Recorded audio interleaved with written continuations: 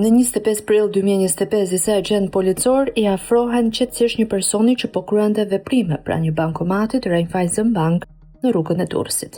E pyetën për identitetin dhe mësuan se ai ishte një shtetas francez. Said Ademi, kështu quhej turisti 23 vjeçar me origjinë nga vendet e Afrikës Veriore, i hutuar, i pyeti për arsyet e kësaj interviste të papritur në rrugë. Oficerët e policisë i kërkuan me mirësjellje se duhet ta shoqëronin në komisariatin e policisë, pasi banka Raiffeisen kishte njoftuar për një ndërhyrje të dyshimit në ato moment në ato bankomat. Verifikimet paraprake zbuluan një skemë mashtrimi masive financiare, në të cilën ishin targetuar disa mijëra klientë të bankës kryesore në Shqipëri. Said Adem, i ditëlindjes 2002, që për atij momenti po mbahej arrestuar në vendin tonë për mashtrim kompjuterik dhe hyrje të paautorizuar në rrjetet kompjuterike. Një hetim i ndërlikuar për kapacitetet e autoriteteve shqiptare, të cilat miratuan pak ditë më parë, shtyrën e afatit të paraburgimit të paktën deri në qershor 2026. Historia e Said Adem dhe një mikut të bashkëpunëtorit të tij, të cilin për momentin po identifikojnë vetëm me inicialet DC, është një prej atyre që ngren alarmin se si krimi kibernetik ka gjetur terren të begat në Shqipëri.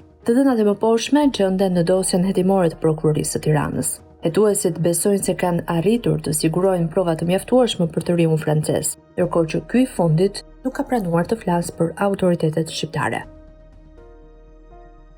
Në 22 prill 2025, dy të rinj francez, jo më shumë se 22-23 vjeç, zbresin në aeroportin e Rinasit. Me vete kishin nga një çantë të vogël udhëtime dhe telefonat personal. Me shumë mundësi, Said Adem dhe miku i tij DC mund të jenë pjesë e atyre numrave që kryeministri Edi Rama i regjistron si arritje të qeverisë së tij në fushën e turizmit. Nga ata të cilët sipas shefit të qeverisë shqiptare gjen në Shqipëri parajsën e munguar të Europës. Dy të rinjt e shtetësi franceze me praardhje nga Afrika e Veriut, në të vërtetë kishin ardhur për gjetur parajsën në vendin tonë. Por jo atë parajsë që predikon Rama dhe ministrat e tij. Said Ademi dhe bashkëmoshatari i tij po kërkonin në Shqipëri parajsën financiare të ndërtuar mbi mashtrimin. Pasi mbërrin në Tiranë, bëjnë dy veprime, në dukje të thjeshta dhe rutinore për çdo turist, në çdo cep të botës. Marrin me qiran një apartament Airbnb në zonën e rrugës së Durrësit dhe blen dy numra nga kompania Vodafone Albania, të cilët i aktivizohen menjëherë. Deri këtu asgjë e dyshimt. Në harkun kohor nga mbrëmja e datës 23 prill 2025 deri në pasditën e 27 prillit,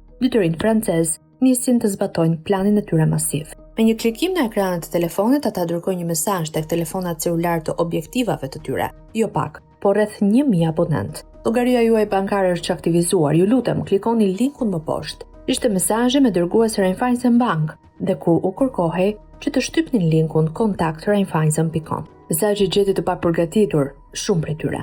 Një pjesë e marrësve të SMS-s reaguan në mënyra të ndryshme, gënjen. Më falni, keni ngatruar numër, unë jam minorene dhe s'kam numër llogarie, mund të ta di pse, ju lutem, e të tjerë. Disa kanë tentuar që të telefonojnë numrin nga u ka ardhur mesazhi, por nuk kanë marrë asnjë përgjigje. Por një pjesë e individëve që kanë marrë këtë mesazh kanë klikuar linkun, pa u menduar dy herë. Kjo kategori klientësh ishin të preferuar të francezit Said Adem dhe mikut të tij, DC. Sapo një qytetar klikonte mbi linkun e dërguar, atëherë automatikisht dy autorët e këtij operacioni si dhe të tjerë që ende po hetohen, administronin të dhënat elektronike të llogarive bankare.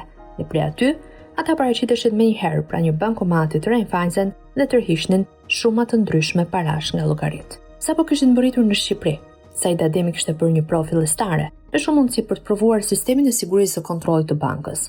Një mesazh për çaktivizim llogarie i është dërguar një numri të kufizuar shtetasit shqiptar, mes të cilëve, të paktën, dy prej tyre rezultuan klientë të Raiffeisenbank. Dy burra nga Tirana raportuan pranë bankës se kishin konstatuar tërheqje të paautorizuara nga llogaritë e tyre. Njëri nga bankomati te rruga Feri Xhaiko, dhe një tjetër nga pajisja në bulevardin Zogu i Parë. Personeli bankar krye një verifikim të shpejtë dhe në një informacion paraprak për policinë e Tiranës jep detaje mbi ndërhyrjet e paligjshme. Në shkresë sqarohet se banka Raiffeisen kishte konstatuar se 56 klientë të saj i kishte shkuar mesazhi dhe kishin hapur linkun bashkangjitur SMS-s. Shkresa sqaron se tentativat për veprime të paautorizuara ishin të shpërndara në disa shtete si Francë, Itali dhe Shqipëri.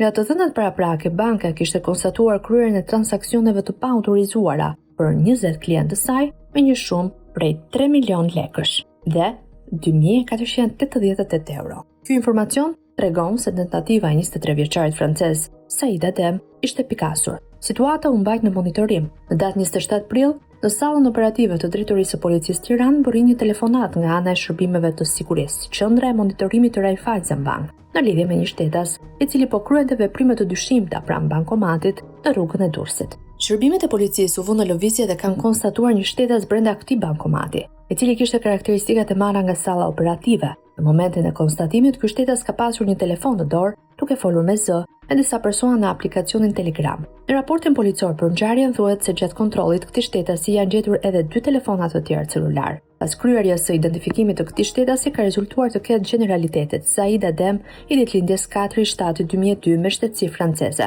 Më pas, ky shtetas është shoqëruar në ambientet e policisë. Drejtori i Departamentit të Sigurisë Fizike i Raiffeisen Bank ka shpjeguar për policinë se qendra e monitorimit kishte konstatuar një shtetas të maskuar i cili kishte kryer veprime në ATM-n e Degës Zogu i Parë, rreth orës 1:28 dhe në ATM rruga e Durrësit rreth orës 14:44 dhe 2:28, veprimet të cilat dukeshin të dyshimta. Shefi i sigurisë së bankës tha gjithashtu se shtetasi i dyshuar në ato momente kishte tentuar të kryente transaksione me llogaritë e 2 shtetasve, një burr e një grua, veprime të cilat kishin qenë pa suksesshme. Këta 2 klientë janë identifikuar nga policia dhe u janë marrë deklarime. Burri me inicialet MV tha se në datë 27 prill 2025, rreth orës 4:10 pasdite i kishte shkruar një mesazh ku në duke vinte nga banka Raiffeisen, në cilin shkruaj se llogaria juaj ishte çaktivizuar. Bashkangjitur ndodhe një link tek i cili pasi kishte klikuar i ishte hapur një adresë në aplikacionin Samsung Internet. Ai tregonte se pasi është futur të plotsonte të dhënat e tij personale dhe më pas i kishte shkruar një mesazh tjetër i cili thoshte llogaria juaj është përditësuar. Klientja tjetër, gruaja me inicialet AK, ka shpjeguar në polici se në numrin e saj të telefonit i kishte shkruar një SMS lidhur me çaktivizimin e llogarisë së saj dhe për ta riaktivizuar duhet të klikonte në një link. Më pas ajo thotë se pasi ka klikuar në linkun bashklidhur SMS-s, ishte hapur një faqe në cilën kishte futur të dhënat e saj. Më te, i kishte shkruar një mesazh tjetër nga banka Raiffeisen ku i jepej kodi i saj një përdorimsh për digital banking. Dhe nëse kërkesa nuk ishte kryer për saj, duhet ta kontaktonte bankën. Ajo ka deklaruar se rreth orës 2:20 i kishte shkruar një tjetër mesazh nga Raiffeisen Bank, ku thuaj se veprime me kartën e saj kishte rezultuar i pasuksesshëm. Ndodhur në këto kushte, deklaruesja ka kontaktuar me numrin e bankës Raiffeisen, pasi ka shpjeguar ndodhin, i kanë thënë se do t'i bllokonin llogarinë dhe se mesazhi fillestar nuk ishte dërguar nga banka Raiffeisen. 2 persona të pyetur nga policia ishin pjesë e listës me 10.000 numra telefoni shqiptar, për cilën prokuroria e Tiranës ka bindjen se janë nisur nga Said Adem dhe miku i tij DQ. Autoritetet hetimore përthyen telefonat që u sekuestruan të dyshuarit Adem dhe aty zbuluan se mund të konsiderohet mekanizmi i mashtrimit financiar. Në njërin nga telefonat u gjen një numër që i përkiste kompanisë Vodafone Albania. Numri rezulton se është bler nga një person me emrin Yourself Gamal.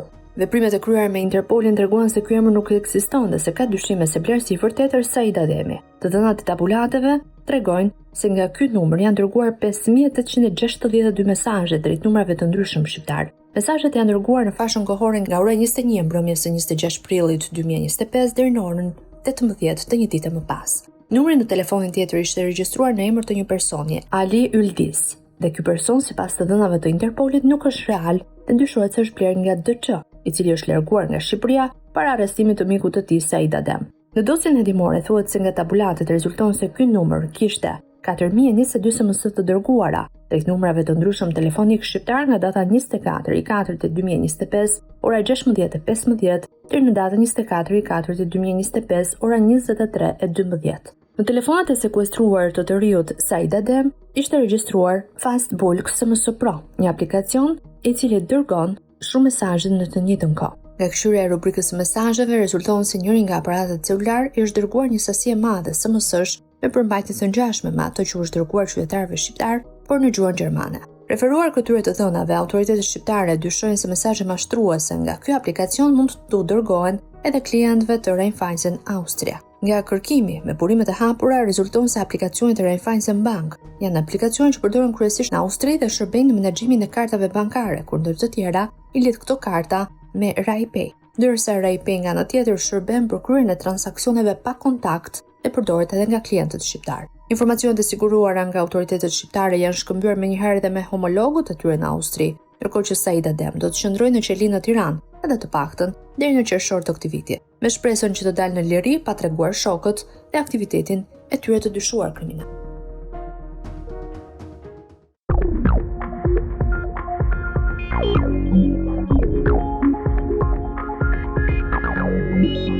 Thank you.